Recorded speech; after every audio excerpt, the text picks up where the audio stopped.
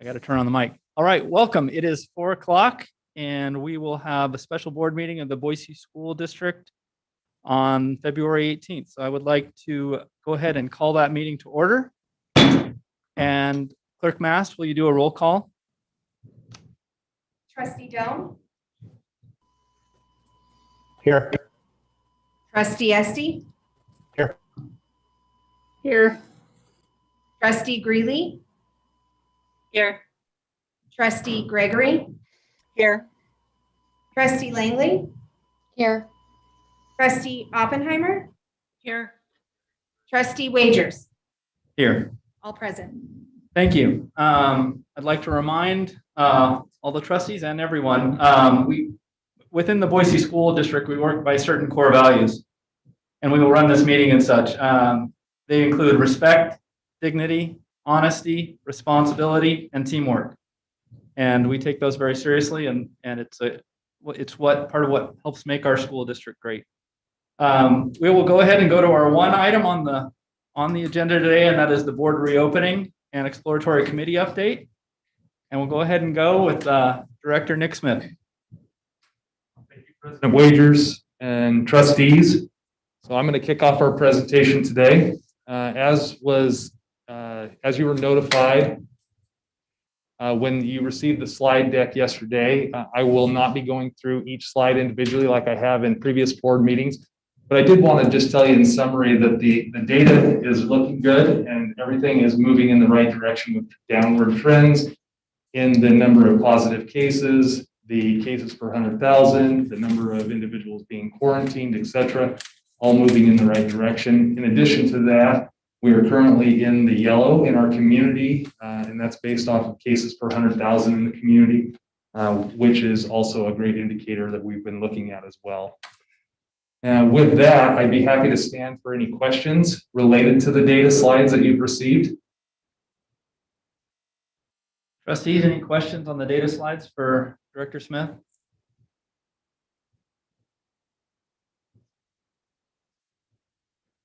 I don't hear. President Wagers, sorry. Trustee Gregory. So I was looking at the quarantining numbers and see that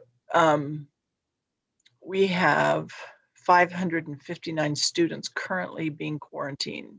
Is that correct? Yeah, I'm looking at the graph right here. President Wagers. Oh, sorry. Go ahead.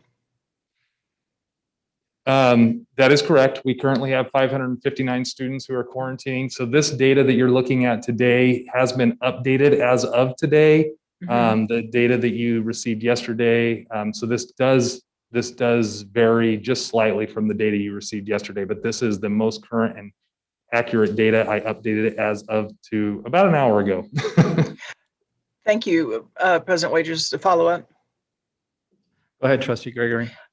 So Nick, if just check me if my assumptions here aren't correct. Although we've had, for instance, last reporting period, we have 711, then we have 559. Our number of cases do certainly support the fact that all of those do not turn into positive cases. President Wagers and Trustee Gregory, that is correct. You know, if you look at the total number of cases that we have, it certainly does not substantiate 559 individuals quarantining and those cases ultimately ending up with a positive case. Okay. Thank you, President Wagers. Any other questions for Director Smith? Thank you. Thank you.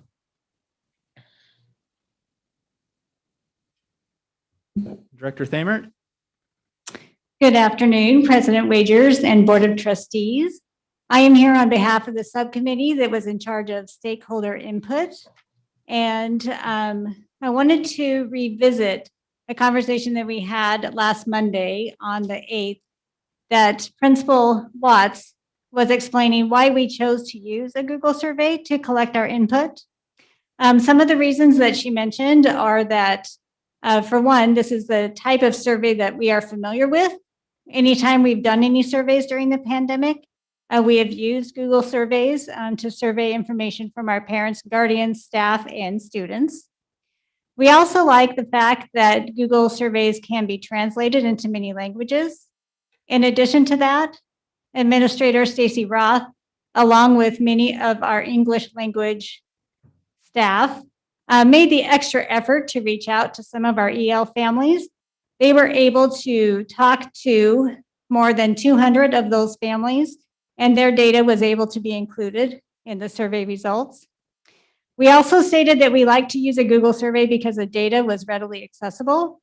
So as you remember from last week, we told you that you would have preliminary data on Tuesday, the 16th. And instead, we were able to provide that data to the board early on Friday evening after the survey closed because the data was so easy to get to. Because we felt that anonymity was important, we did not ask for those that filled out the survey to submit an email address or require an email address in order to fill out the survey. That could have resulted in some people choosing to take the survey more than once. But the purpose of the survey was more to be able to observe trends for our district, and it was definitely not considered to be a vote. And so if you look at the results of the survey, which I started tracking on Monday, the 8th, about 15 minutes after it opened, and I always like to look at the data right away to see how it compares to the data at the end. And as we found with this survey, like we have with most of the surveys that we have conducted, is that the data we trend at the beginning ends up being consistent and is the data we end up with the trends at the end. And so I feel like this survey did exactly what we wanted it to. It provided us with trend data for how parents and guardians, staff, and students feel about this topic. As you can see, we asked for input, and input we did receive. We had about a 40 to 50% participation rate on our survey, which is very high. And you can see from this first screen that we had a very fair representative of people who represent the pre-K to 6 age level and our secondary students. We asked, the first question was, how comfortable are you with not being able to be 6 feet apart in the classroom? As you can see, that 65% of our parents were very comfortable with that. About 35% are not comfortable with that. Our staff was more evenly split, with a little bit more feeling not comfortable, but still pretty close to 50-50. And then our secondary students, about 60% of them are comfortable with less than 6 feet of distancing. We asked, do you support returning to 5 days a week in-person learning? Or do you oppose, which would mean that we would stay in the hybrid model for students in pre-K to 6? You can see that our parents support this. About 55% of the respondents supported that. About 20% would like to stay in the hybrid model. As far as our staff goes, about 40% of our staff support being 5 days a week, and about 32% oppose. And then you can see that there were about a quarter of the respondents that did not have students at those grade levels. We asked the same question for students 7 through 12. About 48% of parents support secondary students returning to in-person learning 5 days a week, while 25% would like to remain in hybrid. Our staff was very close to 50-50, about 34% and 36%. And then our secondary students were almost as evenly split as they could be, 50.3% to 49.7%. We asked our staff, what would be your main concern about coming back to 5 days a week? It really is no surprise that the most common response was the volume of building participants that we would have. About 18% said they had no concerns. And the next most popular response was they would not being able to follow all of the public health regulations, which includes those that we can do well, but it is the distancing that we can't guarantee 6 feet. We also received comments from about 30% of those who chose to fill out the survey.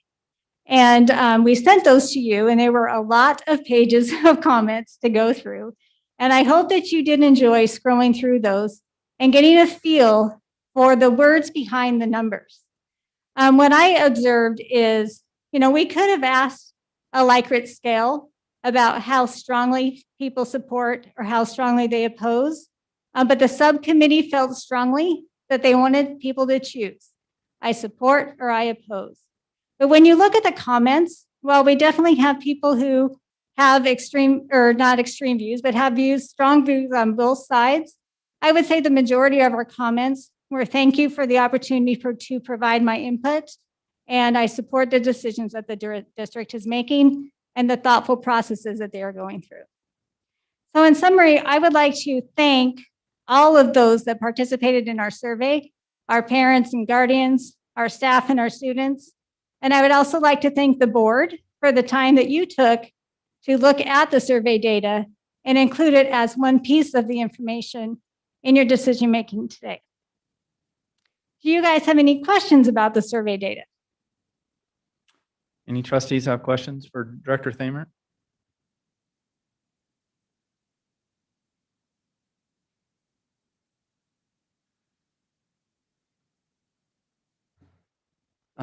I don't hear any. Thank you for your efforts on this. I know it was, no survey is perfect, but it does give us at least some trend data to look at and where we can understand where some of our community is. And so it's an important thing for us to do, to reach out and have that feedback from our folks, especially 20,000 responses. That's way above what we normally get on surveys. And I appreciate the responses. Obviously, this is something people care about. Absolutely. Thank you, President President. Wagers, I have a question. Sure, Trustee Gregory. Director Thamer, I just wanted to say thank you for just the efficient way that this was rolled out, and thank you for getting the data to us as quickly as possible. And I think that so some of the comments that we heard was criticism for having sent it to the Boise online parents and students, et cetera. But I believe that your response about trends indicates that was like a manageable and understandable decision to do that. Could you elaborate on that just a little bit? Yes, President Wagers and Trustee Gregory. Absolutely. When we send a survey out to all of the email addresses at Infinite Campus, it truly goes to all of the emails at Infinite Campus. Some things to consider is some of the boss parents may or may not have chosen to participate because they aren't involved in that decision. But when you look at the volume of responses that we had in the survey, I don't think it would have changed the trends. And I also feel like our district always has operated as an inclusive district. And so all of our members are important, and we like to hear input from all of our patrons, staff, and students. Thank you. Any other questions from trustees? All right. Thank you, Dr. President Wagers. Thank Up you. next is Becca Anderson, Director Anderson, and BE President Stephanie Olson. Myers, oh my gosh.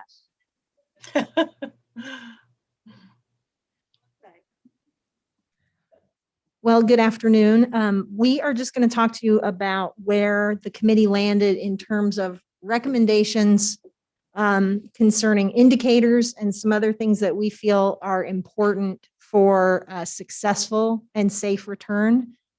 So one of the things that I feel like our committee felt really strongly about was that that date where we have the immunization of staff, or the majority of staff. And immunization is that 2-week window after you've received your second shot. So that was one thing we felt was really important that needed to go into the decision-making. We also, of course, wanted the trend data from the parent, staff, and student survey so that we had that stakeholder input.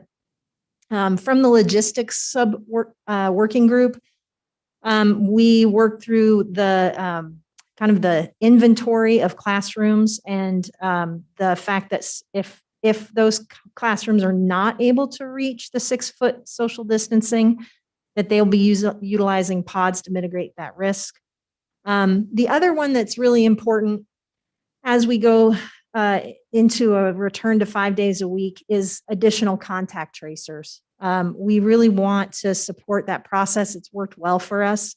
And we just know the volume could possibly be something that we need to support our staff's so that they have the resources to do a nice job and continue to do a good job with that. And then finally, what we felt was most important and came out of the data sources committee as far as indicators are those core community data indicators and the district data indicators, and then those threshold criteria. So we're going to look at those in a little more detail. So we did take some time with our working groups to review the new CDC Operational Strategies, and that's linked there. One of the things that was worth noting is that there's a lot of mentioning of ventilation. We have updated all of the HVAC filters. They're MERV 11 or MERV 13. So that was a piece of the puzzle. And we felt like even though it's really not substantially different from the old advice, that we wanted to include the up-to-date recommendations. Then we've also included the community data and indicators that we feel are important to follow. And Tamara Frederickson was kind enough to include the latest next to each of those that you'll see. So we have all of those data indicators. And then finally, Nick Smith already went through the district indicators. But we want to talk a little bit, and I'm going to have Steph talk about this. Why were these the things that we landed on? Why these two slides? Are these the indicators that we recommend you use as the tools in your toolbox? So Steph. Good afternoon. I think the things that are important for us as we bring a joint committee together is that we land on interests that allow us to move forward to problem solve and make decisions. So in looking at the CDC and looking at our community indicators and looking at our district indicators, those are all numbers that we can wrap our head around and that we can match that information to our interests. And our interests are all about safety for our students and our staff, being predictable, being reliable, being data-driven. And that's where that data comes from, is we're pulling that together so that we can make the best decisions. Do you have any questions for either of us? Trustees, any questions?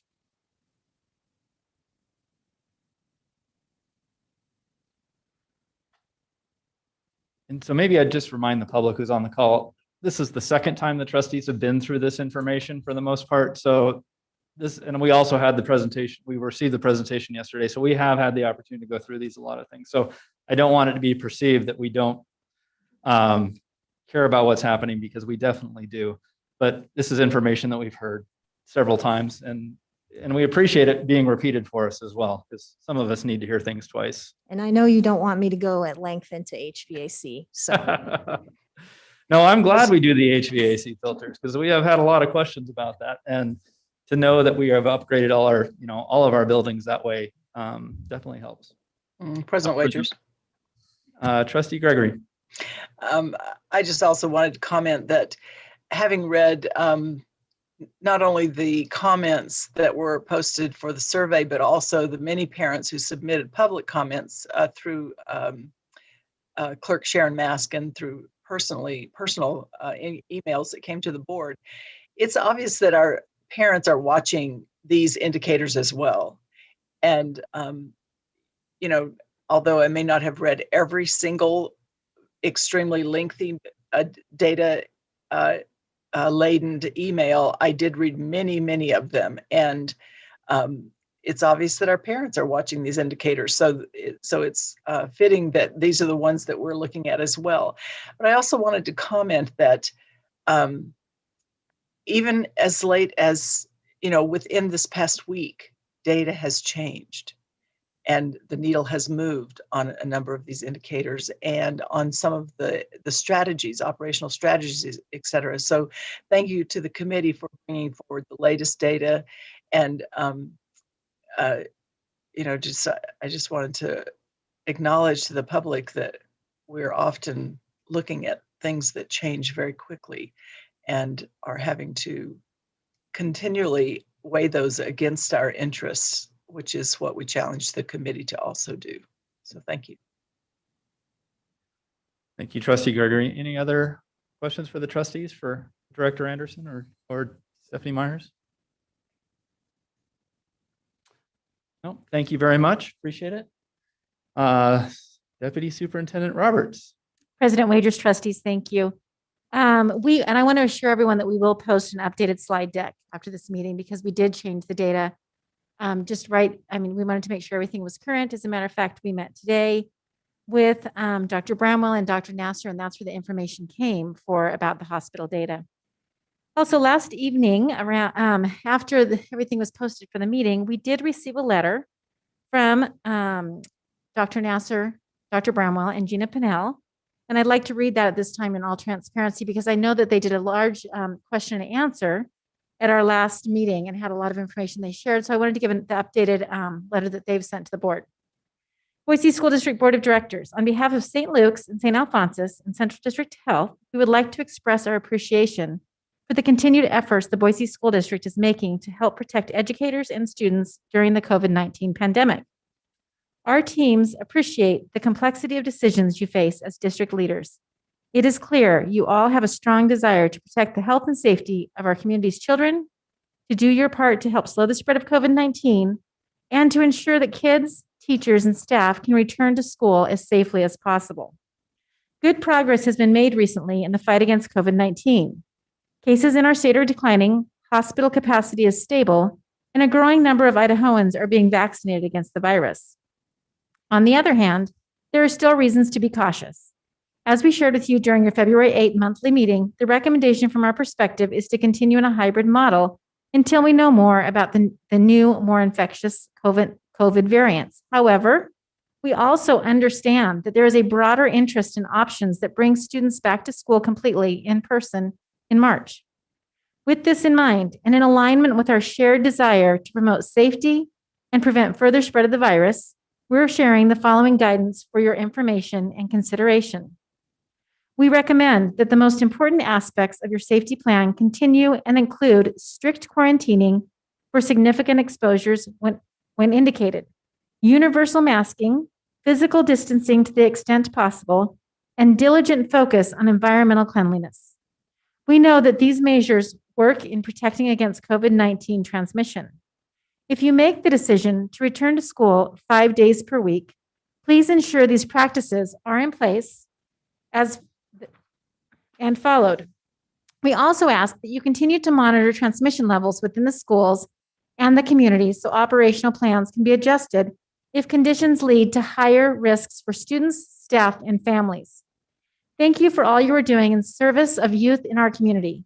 Please know that we are all here to provide support and answer your questions as we continue to navigate these challenging times together. Kenny Branwell, MD, Mark Nasser, MD, Gina Pinnell, MPH. And I would like to assure everybody that all of those factors that they listed, we will indeed be following. And in fact, this week, Director Smith alluded to the fact that we went from red category to yellow category in Ada County. We are going to keep our quarantine procedures the same as they have been while we monitor the data trends. Because we're just barely under that 20, we want to make sure that we're following the quarantine guidelines we've been following thus far. So I'm going to turn it over to you, Superintendent Dennis. Superintendent Dennis.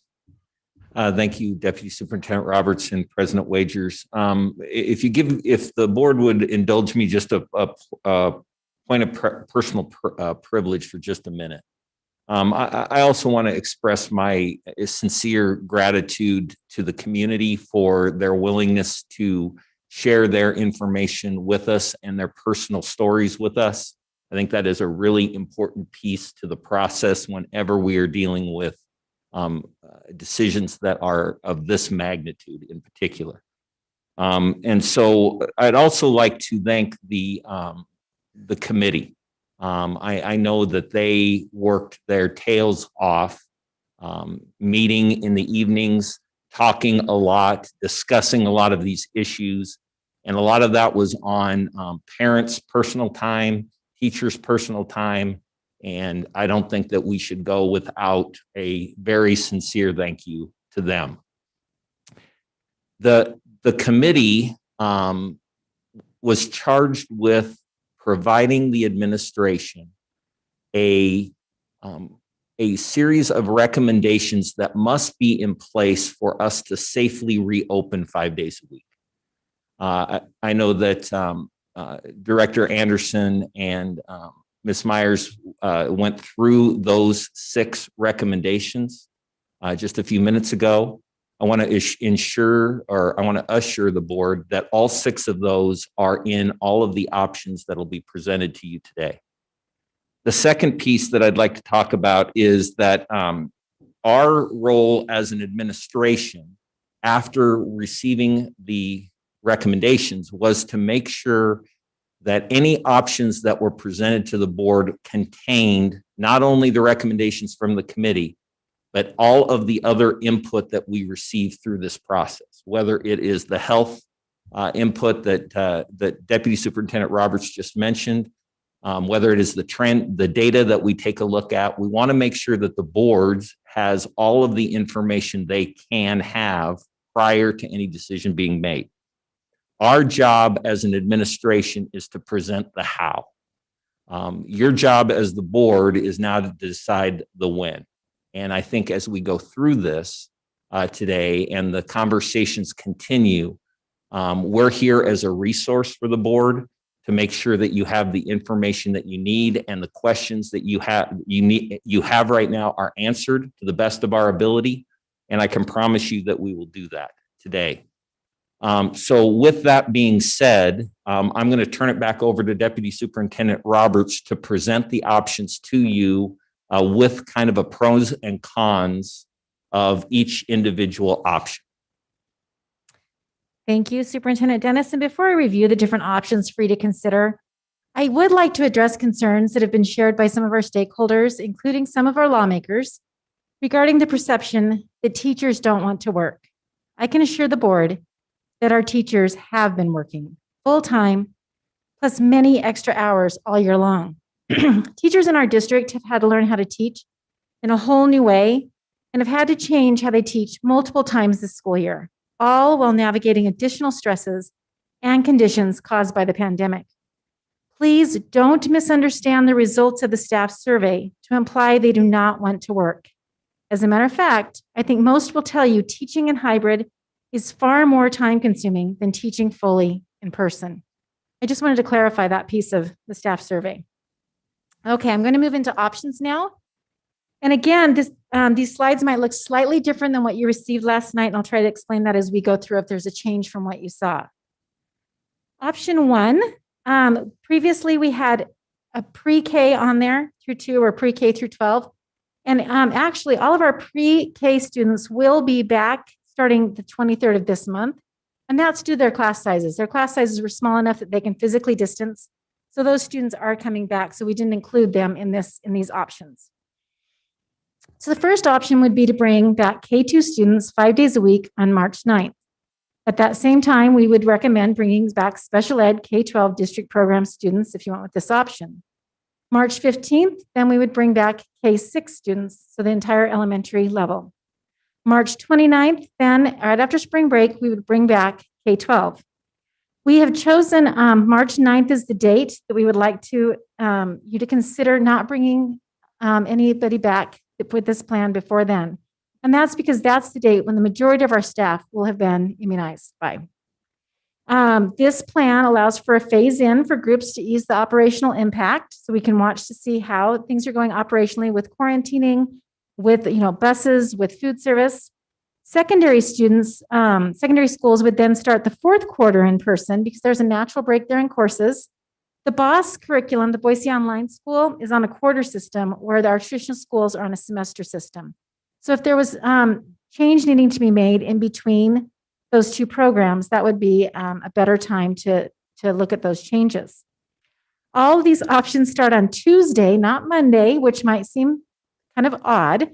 However, we had intentionally moved kindergarten registration to March 8th so that it could be on our virtual day. So we would have plenty of time and space to bring those families in and to get them registered. It would be the first time some of those families have been in our buildings and may not understand our protocols and procedures. And we wanted to make sure that we had adequate staff and time to bring those families in and get them registered. Kindergarten registration, by the way, is probably the best day of the entire year.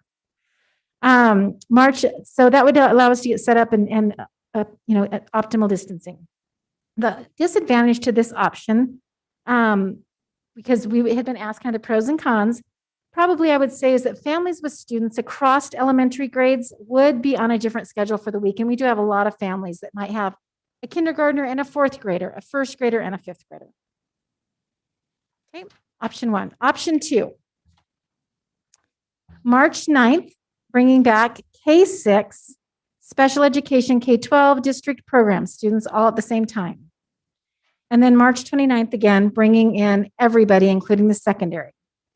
Again, March 9th, because the staff being immunized, we would have a phase in for groups to ease operational impacts of still having the K-6 separate from the 7-12. This plan would also offer that consistency that I just talked about for elementary families. Again, secondary students starting at a natural break. And again, on March 9th for the kindergarten registration purposes. Option three, well over the time when a majority of our staff would be immunized. This would also give us a longer amount of time to monitor positive COVID cases and quarantines, minimize communication and scheduling concerns for families. So it's pretty simple with this option. Everybody starts on March 29th.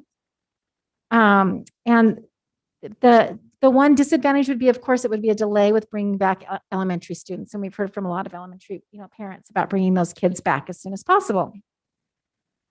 Option four, beginning on March 9th, we bring back K-6 5 days a week. And then, of course, that would be the special education district programs as well. And then remaining in hybrid for the remainder of the year. So 7-12 to remain in hybrid. Again, this would be no sooner than March 9th to be bringing the students back in because the staff being immunized, minimize communication and scheduling concerns for families of secondary students. So we have heard from the survey, you saw it was very mixed. A lot of the secondary students would like to maintain the consistency of hybrid. Now, of course, by doing this option, those students that have struggled in hybrid then, of course, would possibly continue to struggle. That would be the disadvantage. This option also would reduce the impact of quarantine numbers because of the distancing, the physical distancing. We would have an easier time and not have to maybe pod or group students if we remained with the 7 through 12 in the hybrid. And at that, I can stand for any questions you may have if I didn't explain those options completely. Trustees, any clarifying questions on options 1 through 4?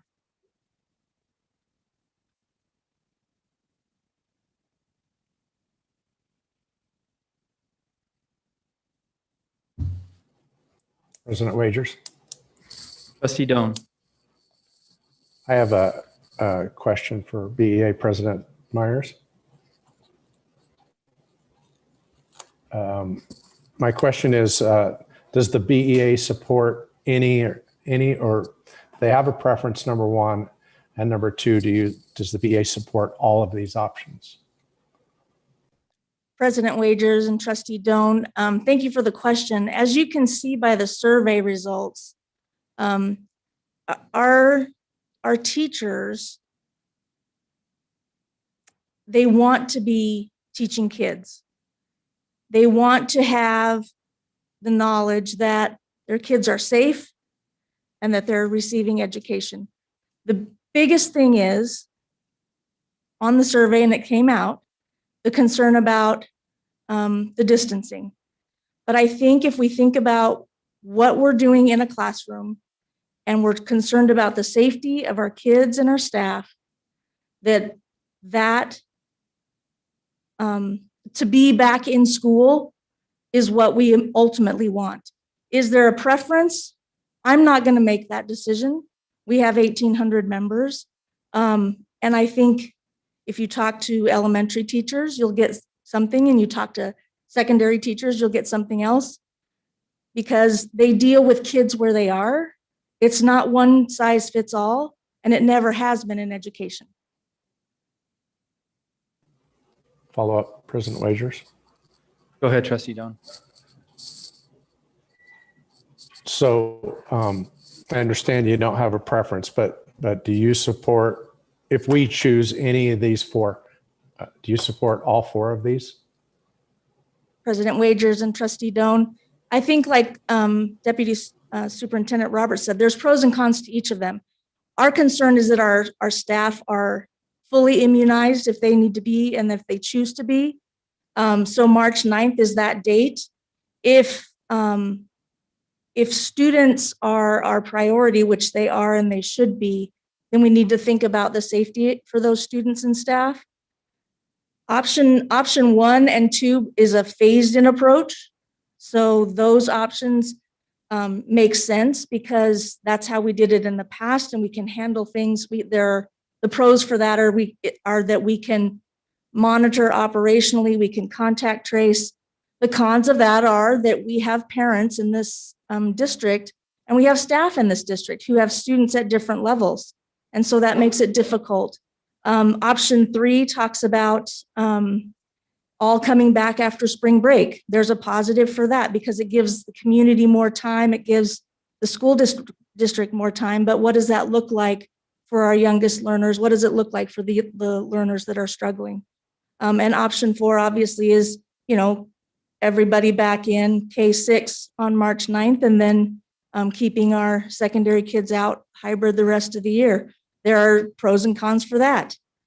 So I don't know that I personally have a favorite, but I know that what the interests are in this, for this joint committee, were safety of staff and students and predictability and the ability to move forward. So is that Superintendent a Dennis, I yes? think you have a follow-up. Is that a yes or a no? Does the BEA support all 4 options? Because we were all involved on the joint committee, there were BEA members on every subcommittee, we would support all 4 options. Thank you so much. Superintendent Dennis, I think you have a comment. Stephanie, before you sit down, if I could just ask you a quick question, and it's a little bit of a follow-up to Trustee Doan's question.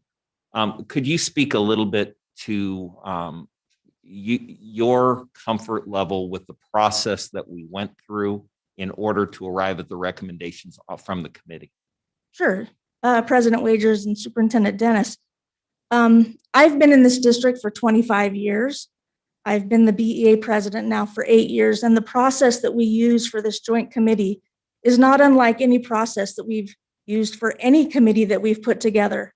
So the power of the committee that is a true joint committee is that you bring them together. You know that there are a variety of people with opinions in that committee. You set the ground rules, you set the norms, and you bring up interests. And that's where we keep bringing up interests about this, because in the process, once you have interests and you run those options back through the interests, then the options make sense. And every single person on that committee then can say, we came up with the interests, our options meet the interests, and then that's how you move forward as a group.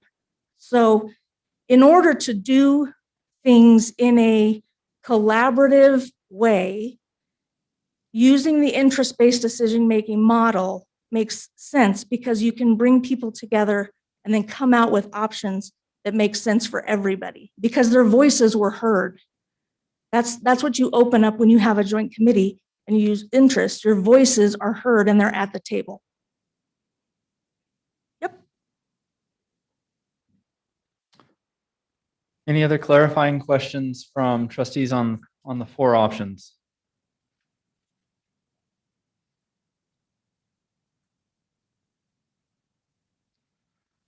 Dang, Deputy Superintendent Roberts, I guess you did a good job of giving the pros and cons. You get lucky once in a while. Yeah. So so it's been laid out for us. So I guess it's time for the trustees to make a consideration here. So it might be a good time to maybe have a motion, and then we'll go ahead and go into deliberation. I'd like to remind, no matter what motion is made, we could always switch in between at any given time, but we do have to have a starting point. President Wagers. Trustee Oppenheimer. Thank you. First, I just want to say thank you and echo some of the other trustees to the administration and the committee for bringing forth these four options to us. We all know that there is no easy decision here, right? There are folks on all sides of the fence on this. And so, but I do want to thank the thoughtfulness of getting to this to us as quickly as possible, and to all of the folks involved. With that being said, President Wages, I would like to make a motion that we adopt option 2 of the 4 recommendations. Thank you for the motion, Trustee Oppenheimer. Is there a second? There's a second from Trustee Doan. So it's been moved and seconded. We'll go ahead and open up discussion. Anybody like to start? President Wagers. Trustee Greeley. Thank you. I agree with Trustee Oppenheimer and Doan that option 2 is one that I would stand behind. It hits the main things that the majority of staff can be vaccinated. We can meet the CDC guidelines. We're in moderate with a trend going the correct direction for us and for students and families, staff. And I also want to thank Deputy Superintendent Roberts for your words on our teachers and advocating for our teachers. I know you all stand so strongly for our teachers, but I just appreciate you calling that out. That's something that really meant a lot. Thank you, Trustee Greeley. Other comments from trustees?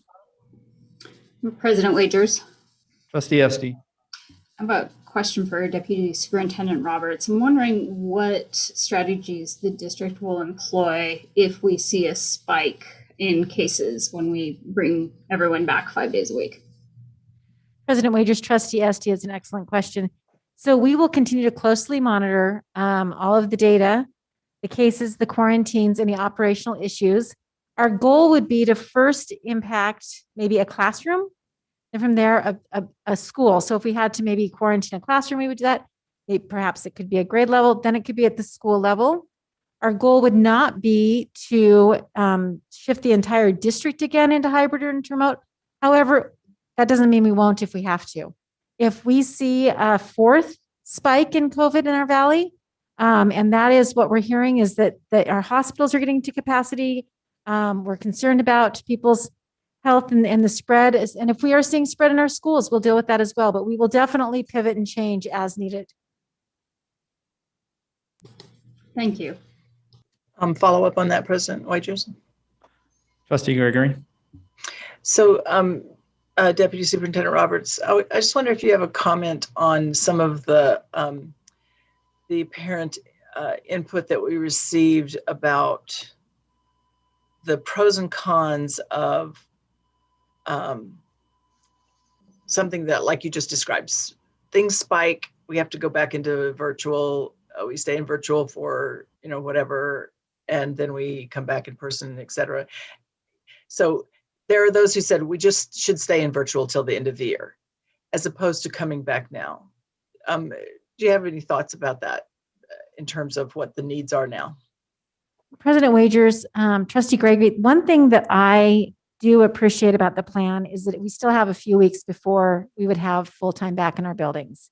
And especially with the secondary, which is the area that we wind up having the most quarantines and cases in.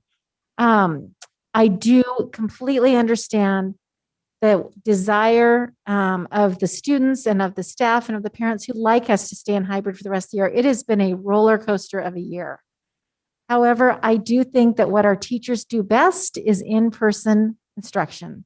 And so that's why I guess, that is one of the options that's 3 of the options involve in-person instruction for our 712 students.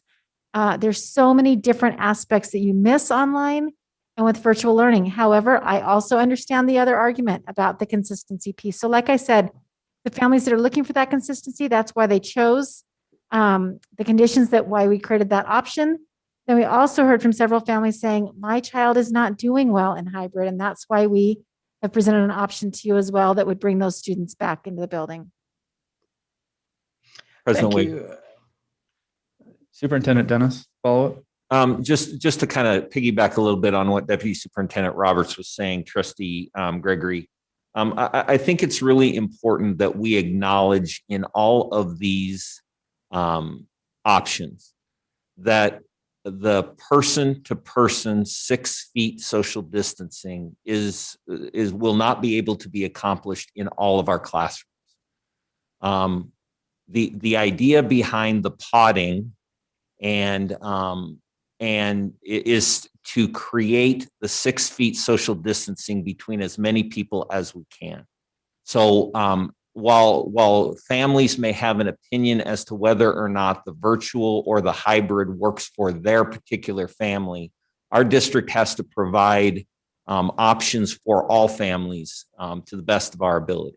And I think that given the circumstances that we're in, given the data that we're in, and that we've seen lately, in addition to the fact that, as Deputy Roberts talked about, we have time between the decision tonight and when this is going to be implemented.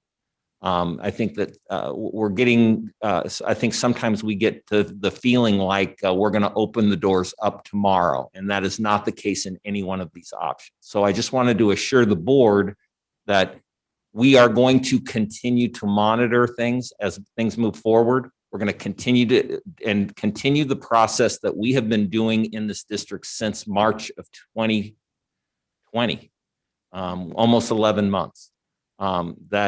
Just because the board may choose to start moving forward towards 5 days a week does not mean we're going to stop doing the things that have made this successful for us as we move forward. So I just wanted to add that to what Deputy Roberts was talking about. So just a comment. Go ahead, Trustee Greeley. I just had a follow-up comment. One is that we have to acknowledge that our class sizes are going to inherently be smaller because we have 4,000 students in the Boise online school. And so if we have in our mind that our student class size capacity is going to be the max that it was in last February, that is incorrect. So you can reduce the expected population in schools by that 4,000 number. Of course, it'll be, spread throughout the district, but that is a variant that brings the class size amount down. And the other piece that I wanted to comment on is that this challenge and these options and this choice at this time is not characteristic just of Boise School District. This is happening across our state and across our nation. I mean, I have relatives in North Carolina who are going to school hybrid or virtually all year long. I mean, until the end of this school year, they will be virtually. And that is the decision that's already been made, and there's no changing on that. And then we have places in Idaho who have been in school all year in rural districts where the numbers are very small and the cases have been small. So I just so much appreciate the information and the data collection and the analysis that our administrative folks have brought to the board that helps us to understand our situation. But it really is a comfort to me to know that we're not the only board struggling with this decision, and that the opportunity to balance and weigh all of the input is a responsibility that we have to do. And I was just adding up in my mind today that the people who are on my screen right now represent, we are the parents of almost 30 children and the grandparents of almost 25 children. And so we are community and we are volunteers in this. And we take very seriously, and I have to salute my fellow board members who take this responsibility very seriously. And I will be supporting the motion. Thank you. Thank you, Trustee Gregory. I do have one more follow-up on that. So in our health professionals letter, it specifically says operational plans can be adjusted if conditions lead to higher risk for students. And I know we've talked a lot about that. This is an area where we need to be nimble.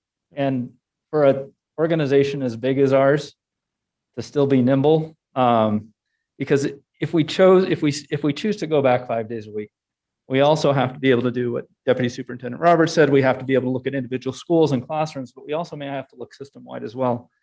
So Superintendent Dennis, how do you feel about the nimbleness when it comes to moving quickly when we need to, but moving forward, in a steady direction? President Wagers, let me just say that I think sometimes nimbleness can be defined by the person who you're talking to. Nimble to me versus nimble to a kindergarten parent are completely different things.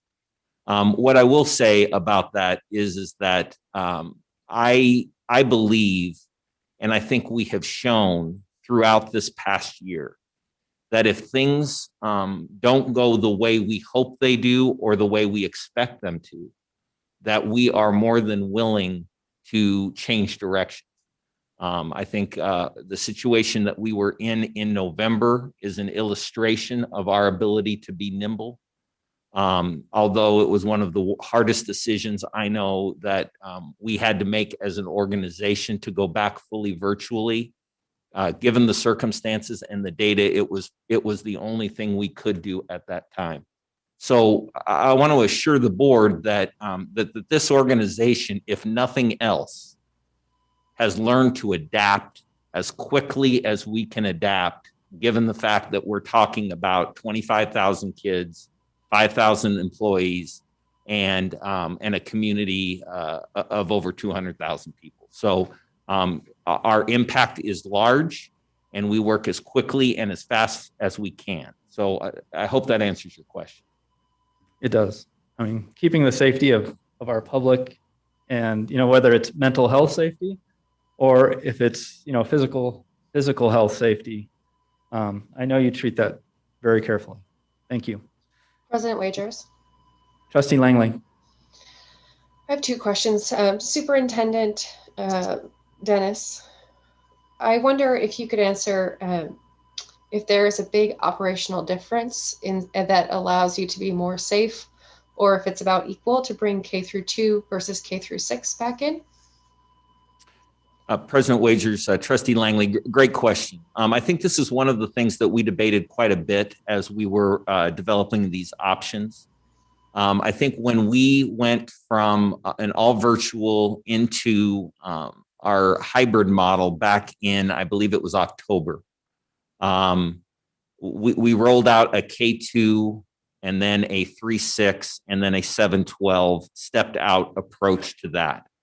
From an operational and a logistical point of view, I don't know that we as an organization saw that as an advantage, other than we got an opportunity to monitor data as we move through. I think what we saw in that is that the data didn't really change whether or not we had K2 in first, and then when compared to when we had all of K6 in.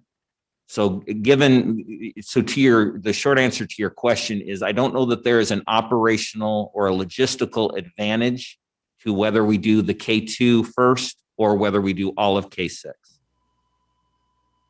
Thank you. And then another question, completely separate, and I'm not sure who to direct this to, but maybe Deputy Superintendent Roberts. You mentioned that we were aligning coming back with the Boise online schools end of the quarter. I believe that you're hinting at that there's an opportunity for flow between the two, in-person learning and online school. Can you talk a little bit about that? President Wagers, Trustee Langley, absolutely. So yes, there is. We can, on a case-by-case basis, we'd like for our families to work with the principals at their schools if they'd like to look at going to the Boise online school or coming from the Boise online school at that time. It will be trickier for our secondary students because, like I said, the Boise online school is working in a quarter semester system, whereas our traditional schools work in a traditional semester system. But I think there are different options and different things we can do based on the classes the students are taking. If they work with the counselors and the principals in their buildings, we can make some accommodations for them. So we will work to be as flexible as we can be with that. Thank you. Other questions? or debate between the options? I mean, we can weigh those a little bit within, I mean, we're strictly talking about option 2 at this point. I guess I have one more comment myself on the letter from our health professionals. So just a real quick question, Deputy Superintendent, how often do you meet with the health professionals or talk to them? Just Well, since last Monday evening alone, we've had 3 or 4 meetings with Dr. Bramwell, 2 with Dr. Nasser. I've spoken on the phone and via text with Gina Pinnell, and then also in a meeting with her yesterday. So a lot. so you guys are living together. That's great. Well, we take their input very seriously, and I look at this letter, and for me it's a point in time, and that's what they're stuck with dealing with. I mean, they wrote this letter on February 17th, but that doesn't mean they're not going to know what life is like on March 9th, and we don't either. But if we do want to have an opportunity open on March 9th or not, we have to move now, or else we won't even have that opportunity. Because it takes us 2 weeks to get food and everything back into the schools. If we stick with option 2, we'd have 6 weeks for the secondary, and that gives us 6 weeks of data on the variants, 6 weeks of data on community spread, where we are on those directions. And if I'm correct, I mean I'm pretty good at calling special meetings anymore, and we could have one on March 5th if we needed to discuss where we are in the community at any given point. So I guess even if we do pass one of these options, that doesn't mean it's the end all at that point, because we still have the ability to go in and influence as necessary.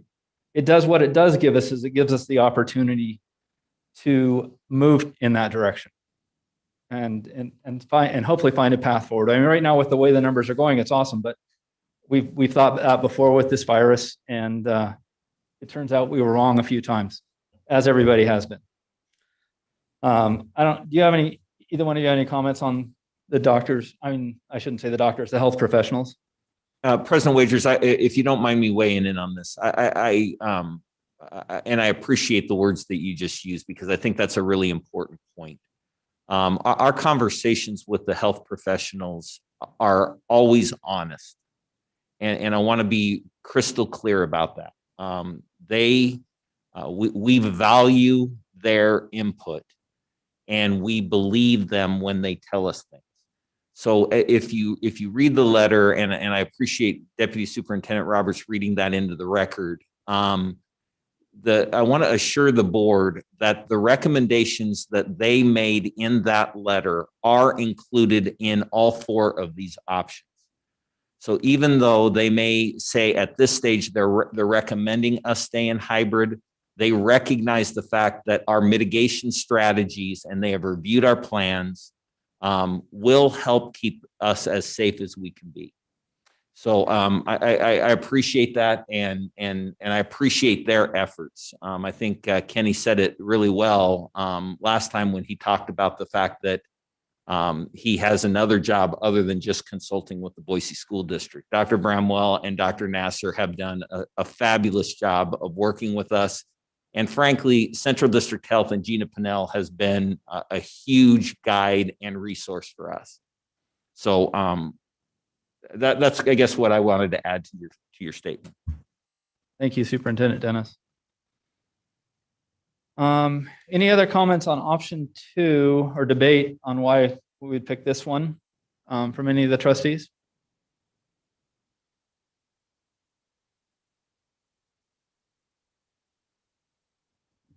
I don't see any yellow squares coming up.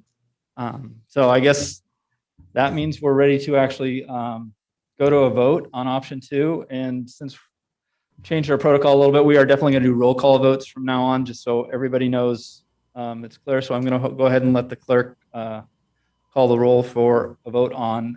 And the motion was to adopt option 2 for entry into re-entry into 5, I guess a staged entry into 5 days a week school.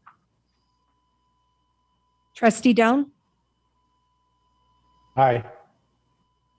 Trustee Esty, Aye. Trustee Greeley, Aye. Trustee Gregory, Aye.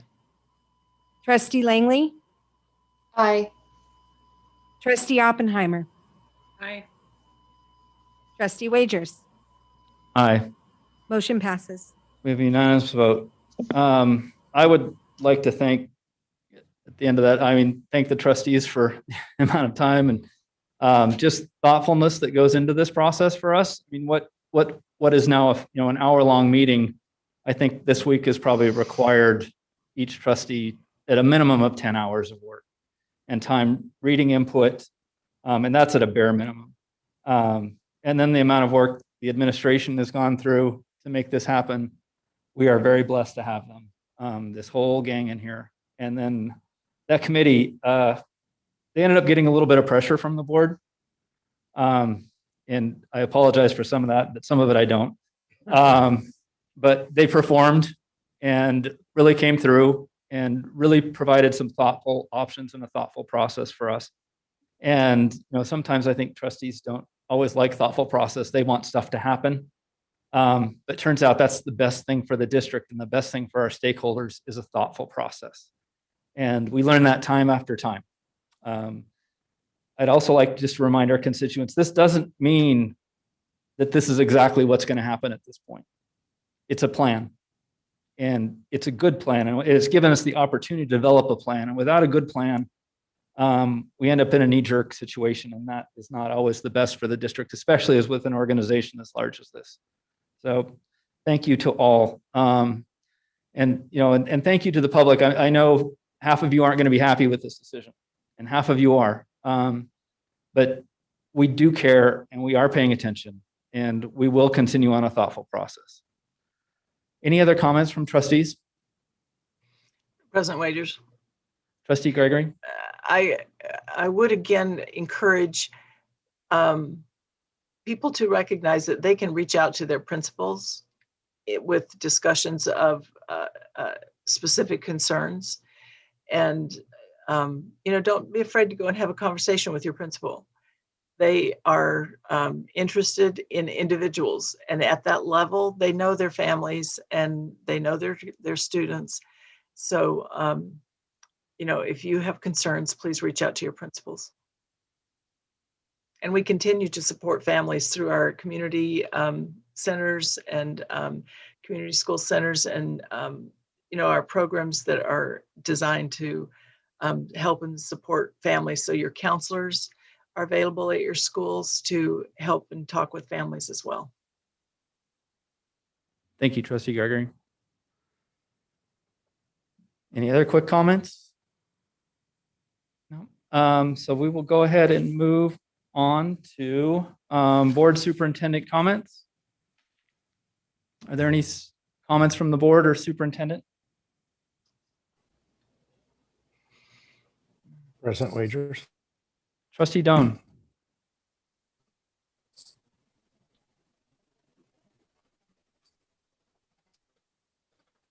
President Wagers and board, I would like to let everybody know and announce that I will be at the next regular board meeting on March 8th. I have been offered and accepted the fire chief position in Gig Harbor, Washington.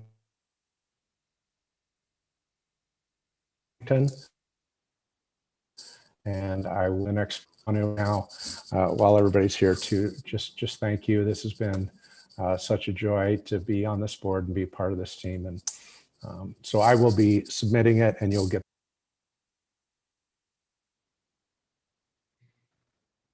Well, that is bittersweet news for us, Trustee Doan.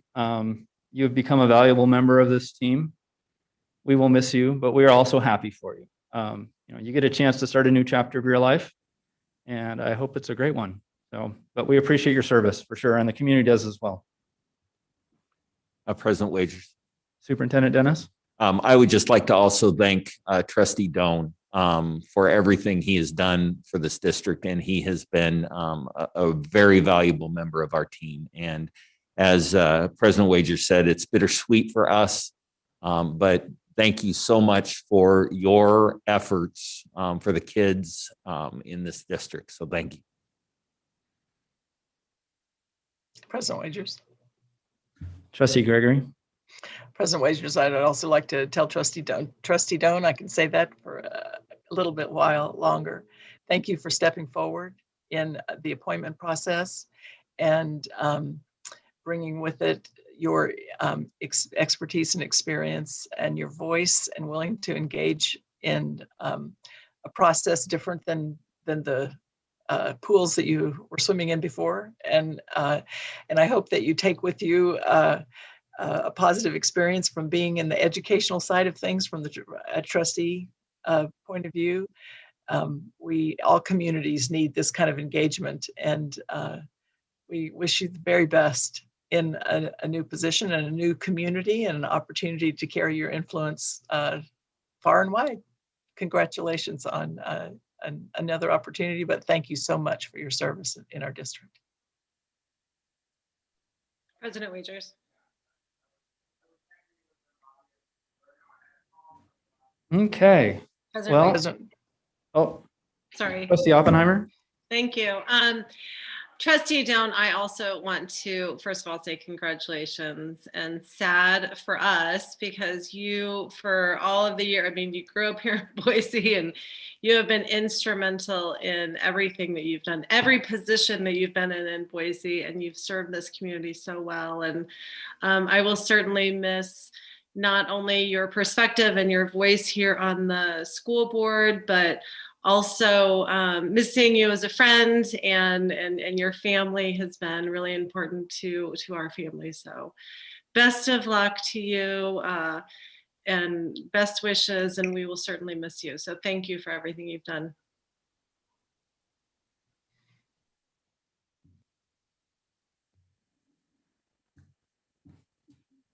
Well, guess what time it is, Trustee Doan? Well, I'd like to make a motion to adjourn. It's been moved by Trustee Doan. Is there a second? Second. Second by Trustee Gregory. All in favor of adjournment? Aye. Aye. Aye. Any opposed?